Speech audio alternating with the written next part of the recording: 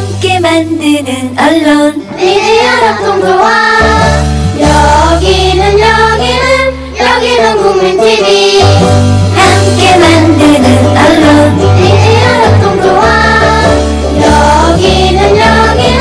여기는 국민TV.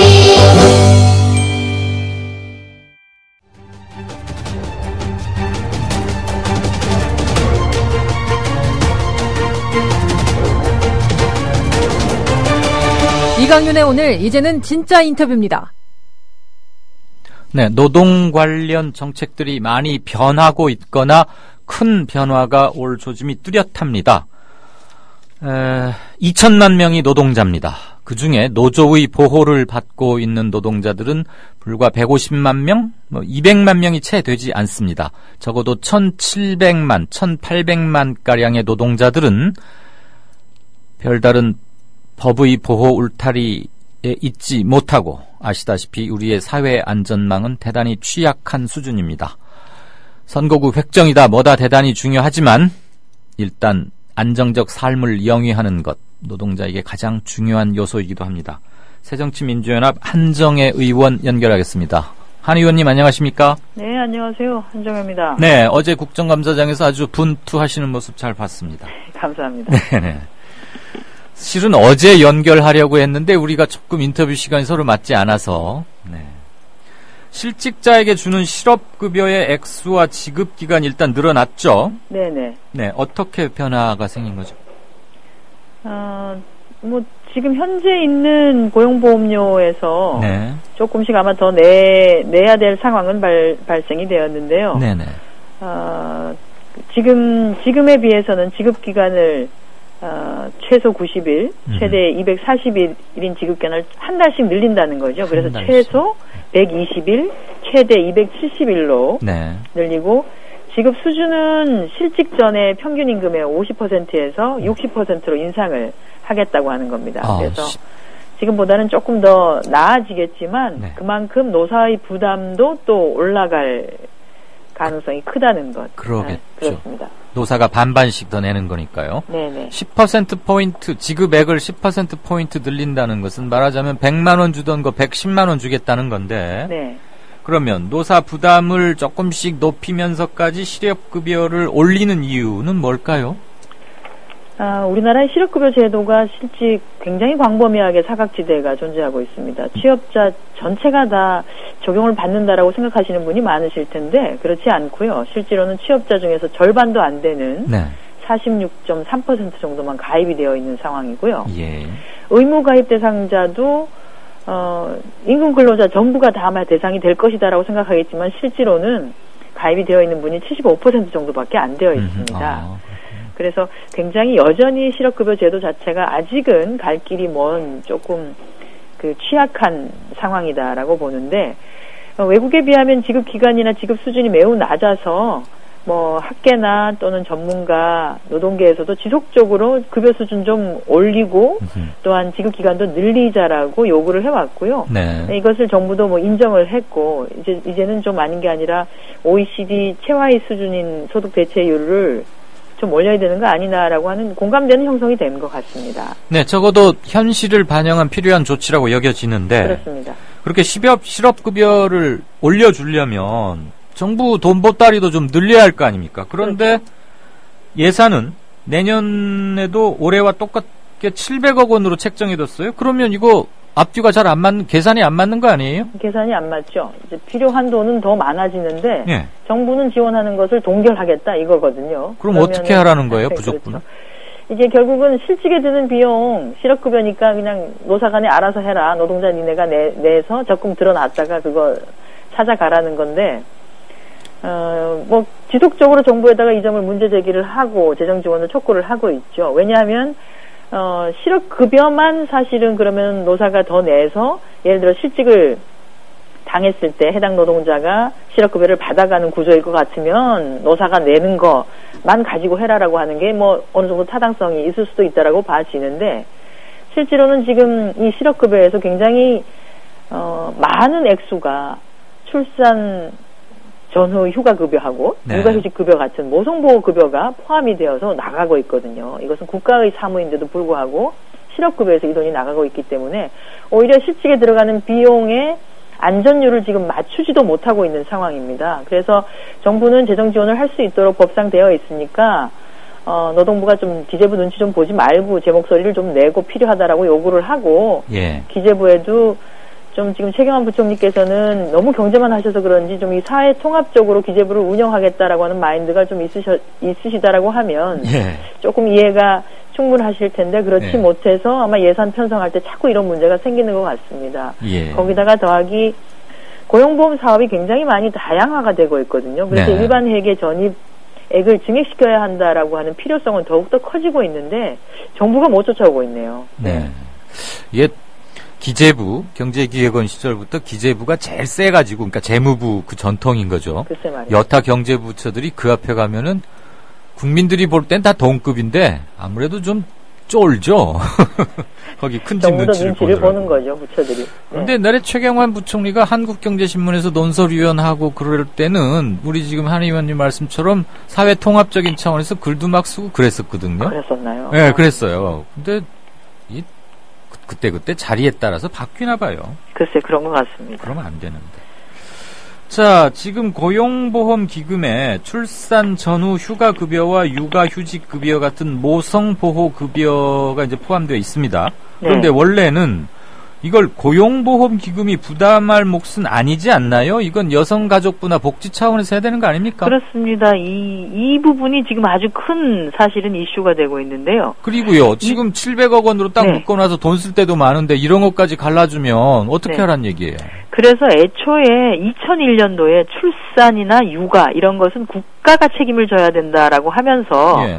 일반 회계와 건강보험공단의 재정을 사용해서 이것을 하도록 하자라고 했었는데 그때 이제 일반 회계나 건강보험의 재정이 좀 열악하니 고용보험 기금이 조금 나으니 그러니까 우선이었습니다. 우선 네. 고용보험 기금에서 갖다 쓰고. 지급하는 것으로 했었죠. 그게 2001년도였었고요. 그래서 2001년도 당시 6월 달에 국회 환경노동위원회에서는 해당 조항을 처리하면서 부대 의결로 동시에 관련 비용의 50% 상당을 일반 회계 예산에서 반영하도록 촉구하는 결의안도 같이 채택을 했습니다. 그러니까 출산 휴가급여라든지 육아휴직급여로 나가는 돈이 500억이면 250억 정도는 1000억이면 500억 정도는 일반 회계 비용으로 처리를 하자라고 하는 그런 결의안이었던 것이죠. 네. 그런데 그게 좀 지켜지지 않고 있습니다. 이게 말이에요. 비단 이것뿐만 아니고 정부에서 하는 일 가만히 보면 네. 우선 급하니까 여기서 한번 하자. 그거가 굳어지는 확률이 99%고요. 그렇습니다. 그거 나중에 바로 잡는데 아주 애먹거든요. 전리에 운운해 가면서. 네. 이건 정말 말이 안 되는 것 같은데. 차라리 건강보험기금은 건보는 거기 흑자를 내고 있어요. 형편들이 어려워지면 그렇습니다. 병원 잘 안 가고 뭐 이런 게 있어가지고. 당시에는 건강보험 재정이 좋지를 않았었습니다. 그렇죠. 네, 그렇게 해서 고용보험 기금에다가 이렇게 얹은 것이었는데 지금은 이번에 뭐 담배값도 올리면서 여러 가지로 재원이 좀 마련이 됐지 않습니까? 네. 그죠? 그런 재원들을 좀 건강하게 쓸 수 있도록 하는 것이 좋을 것 같다는 생각이 듭니다. 그런 거 의원님께서 해주셔야 되는 거 아닙니까? 그렇죠. 그런 것들을 논의가 돼야 되는데 기본적으로 기획재정부가 전체적으로 예산을 쥐고 이렇게 배분을 하는 기획재정부에서 네. 큰 틀에서 이런 것들을 정리를 해줘야 되거든요. 아무리 상임위에서 요구를 한다고 하더라도 기획재정부가 딱 버티고 있으면 예를 들어서 해당 상임위가 소속돼 있는 노동부 같은 경우에는 기재부가 반대하면 뭘 할 수가 없습니다. 아니, 그 지금 그런 말씀 한 20년째 계속 듣고 있는 건데, 물론 우리나라 말만 삼권 분립이지 행정부가 한 80%쯤 되고, 국회가 한 12~13%, 그리고 사법부가 한 7~8%나 그래서 우리가 될까? 제왕적 대통령 제도라고 하죠. 네, 네. 그렇긴 한데, 그래도 이런 건 좀 직을 걸고 세게 해주셔야 됩니다. 네. 그냥 기재부가 꼼짝도 안 하고 말을 안 들으니까 이거 할 수가 없네, 이러시면, 물론 현실적 한계는 이해는 합니다만, 그럼 국민들은 뭘 보란 얘기겠어요? 기획재정부는 제가 이제 예결위 때도 이것을 문제를 삼았었고요. 했었는데, 그때마다 검토를 하겠습니다, 적극적으로 하겠습니다라고 하지만 결과가 늘 이렇게 되는 거죠. 그 공무원들 검토하겠다는 얘기는 실은 안 하겠다는 얘기거든요. 하겠다고 하고도 안 하는 것도 많습니다. 검토뿐 아니라. 그러니까 국민을 대표하니까 밀어붙일 땐 세게 밀어붙이세요, 좀. 자, 알겠습니다. 더 세게 하도록 하겠습니다. 뭐 하나 여쭤볼게요. 네. 지금 뭐 임금 피크제 뭐 이제 노사정 합의안도 나오고 했는데 네. 아버지 늙은 노동자인 아버지 세대의 월급을 쪼개서 깎아가지고 그 돈으로 아들 딸을 취업시키겠다는 거 아닙니까? 그렇죠. 근데 그 돈을 확실히 쓰고 있는지도 잘 추적이나 전수조사가 불가능할 뿐더러 네. 그렇게 하면은 결국 그 집안 전체의 소득으로 보면 그게 그거거든요. 네. 다 돈이 그렇지 않습니까? 아버지 돈 월급이 한 2천만 원, 2,500만 원 줄고 놀고 있던 아들이 취직한 건 좋은데 연봉 한 3천만 원쯤 받는다. 그럼 이제 한 4,500만 원 늘어나는 꼴인데 그거보다는 지금이라도 차라리 임금 삭감을 통한 일자리 만들기가 아니라 근로시간 단축을 통한 잡 쉐어링, 정부의 이 실업대책 그 물꼬를 이렇게 확 대선회해야 된다는 여론이 많습니다. 한의원 견해는 어떠십니까? 그건 뭐 제가 근로기준법도 발의를 했고요. 네. 근로시간 단축. 그러니까 그 어떤 효과보다도 근로시간, 노동시간 단축을 통한 일자리 창출이 가장 효과가 네. 흔히 말하는 우리가 뭐 약발이라고 할 수도 있는데요. 거의 즉효약에 가깝다라고 볼 수 있는 거죠. 네. 그것이 가장 확실한 방법이 될 수 있고 임금 피크제를 통해서 일자리를 창출할 수 있는 사실은 방법은 거의 불가능하다라고 봐야 됩니다. 지금 우리 뭐 아나운서께서도 지금 이거 하고 계시지만 임금 피크 하신다 그래가지고 한 명을 더 채용하는 건 아니잖아요. 그냥 네. 그 자리에서 그 업무를 하면서 임금이 깎이는 것밖에 아닌 거거든요. 네, 아닌 네, 거거든요. 네. 그것보다는 노동시간을 줄여서 10시간 근무하는 사람들이 제대로 8시간만 근무를 하게 된다라고 하면 그런 사람들이 많아지면 한 명의 일자리가 나와지는 거기 때문에 그렇죠. 그런 방법을 통해서 하자라고 계속 얘기하고 있고요. 제가 또 근로시간 단축과 관련된 법안을 이미 2012년에 내서 지금 환노위에서 지금 4년째 그거 하자고 얘기를 하고 있습니다. 제발 이번 정기국회에서만큼은 그게 좀 처리가 되기를 바라고 있습니다. 그런데 누구나 동의하고 독일 같은 데서도 이미 입증이 된 건데 임금 삭감이 아니라 근로시간 단축을 통한 잡 쉐어링이 효과적이고 확실하다는 건데 우리는 지금 그 방향으로 가지 않고 있잖아요. 그렇습니다. 정부가 그걸 모를 리는 없을 텐데 왜 이거를 계속 강행한다고 보십니까? 지금 이번에 정부에서 강행하려고 하는 법안 한 5가지가 있죠. 그 중에 이제 노동시간 단축이나 이런 것들은 사실은 뭐 노사정 간에 일정 부분 합의를 한 것도 있습니다만 세부에서는 조금 더 다르긴 하고요. 이것들이 가만히 보면은 2014년에 정경련에서 규제 완화 내지는 노동과 관련된 유연화 차원에서 네. 정부에다가 박근혜 대통령께 요구했던 내용이기도 합니다. 네.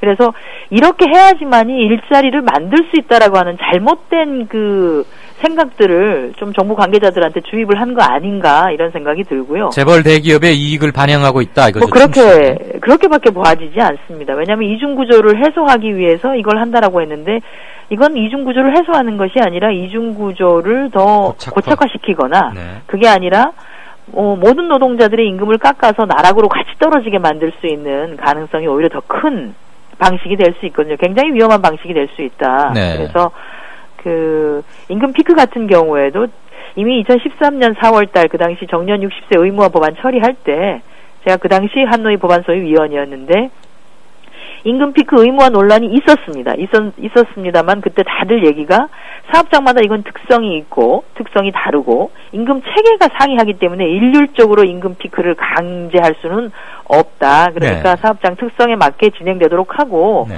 정부가 조금 더 적극적으로 임금 그 체계의 개편과 관련된 컨설팅이라 그러죠. 이런 것들을 좀 많이 할 수 있도록 한번 해보자. 네. 이런 것들을 얘기를 했었었죠. 짧게 그런데 이게 여쭙겠습니다. 조금 다르게 지금 적용이 되고 있는 것 같습니다. 짧게 여쭙겠습니다. 관련해서.